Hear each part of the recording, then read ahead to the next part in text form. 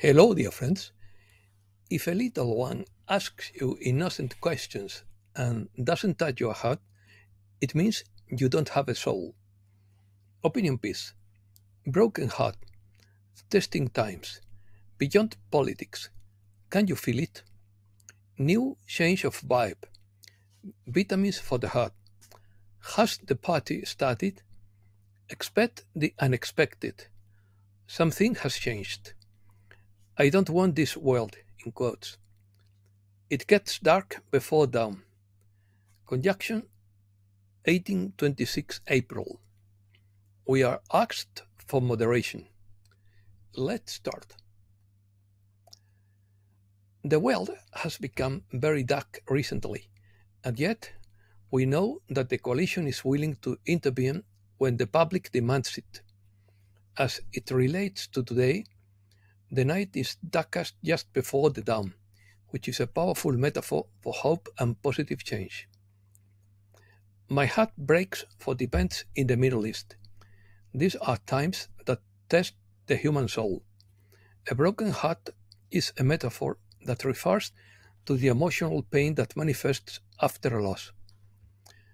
The violence and tragedy experienced in the region affects thousands of human beings, causing suffering and putting the lives of many innocent beings at risk. That is why artificial intelligence is saturated with the same question. Has the third world holiday begun? According to Steve Biko, the evil that is occurring is about to stop. There is no intention on the part of the company of heaven to allow the dark side to cause a world conflict. We are beginning the last push, the last defense and challenge, and the cleansing of evil behavior and its results. Moderation. Moderation is what we are asked according to Steve Biko. It means stopping and walking away from anything that I feel lowers my frequency by irritating, frustrating, or disgusting me. As for the longing for enlightenment, we all come from the angelic realm. As such, we are all completely enlightened out of the body. We participate in the source of energy. Part of your mission is to play, to laugh, to enjoy, to be physical, so that you are grounded in physical reality, because you are here to be a point of transition and power to show people how to do both. Connect to yourself, be human, and love the experience of being fit. Matthew Watt summarizes our situation, in quotes. They are desperate and tenacious, and because they need the low frequency of fear and suffering to survive, they want to cause chaos and devastation during this final stage of the battle between the forces of light and darkness. We can expect many upheavals, but those who are with us are stronger than those who oppose us. We are all on the same journey, from God to God. It's just that we are at different stops, but we cannot allow ourselves to be distracted by these pure truths when bullets fly.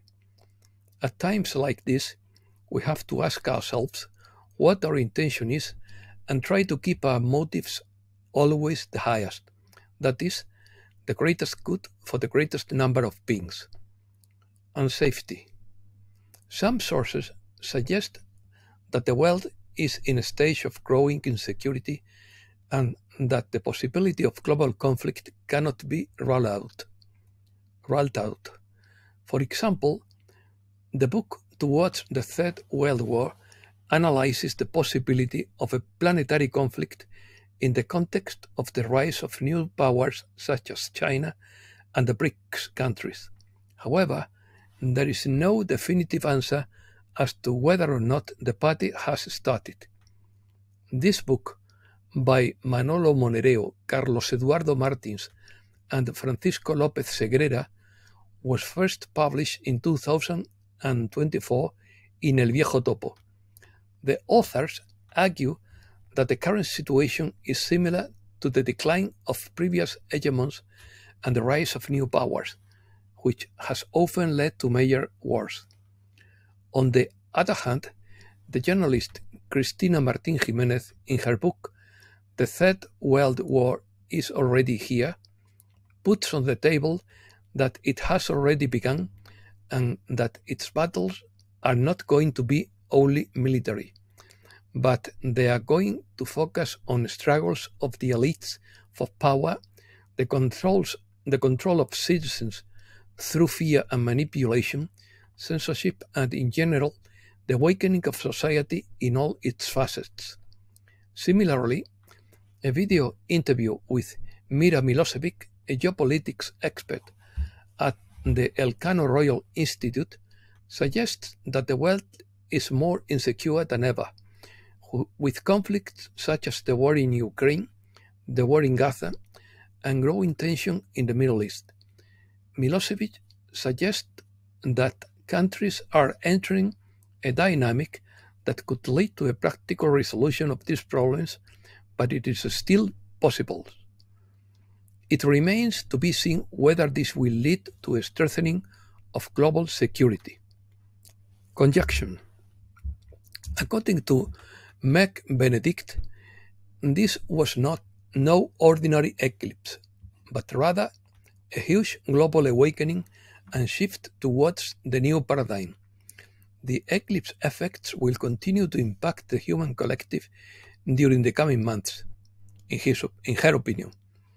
The solar eclipse created an opening, a door of access to dimensions higher than the essence of the soul. It shook the rafters, awakening more possibilities of living as the higher self. Between April 18th and 26th, a strange Jupiter-Uranus conjunction occurs in Taurus. Expect the unexpected.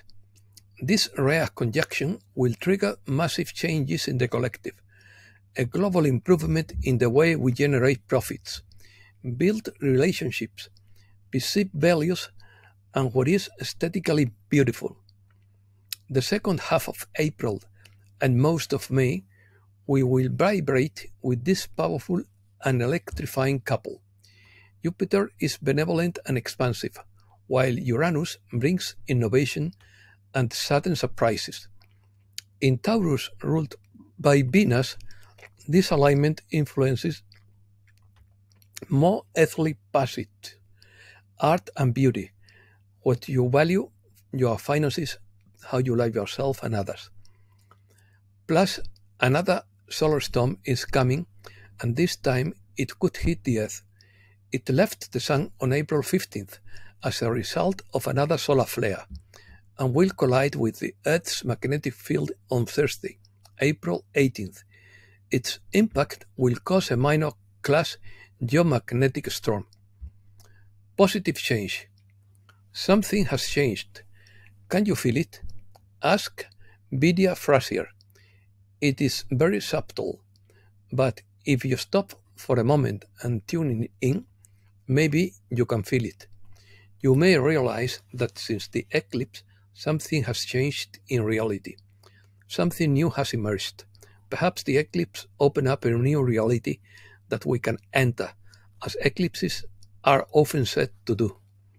You might feel that there is now a sense of greater clarity and lightness in the air, a sense of greater freedom, a knowing that we have now shifted more firmly toward a higher and more positive timeline, and that there is a joyful energy that we can tap into that exists in front of us that wasn't there before. We may continue to experience turmoil in our personal lives as the ascension continues to increase, but perhaps we now feel a sense of greater calm, strength, and equanimity, knowing that what is disintegrating, both within us and in the world, for the new earth to emerge, and we will be able to more effectively help those who feel bewildered by the changes taking place, especially with outreach that is sure to become more consistent as the year progresses. We may have a stronger feeling of detachment, of not being part of everything that falls apart and goes away. and we will be more focused on the new positive development that are emerging. We will be able to flow more easily into what has been called a new change of vibe. All we can do is wait and see what happens.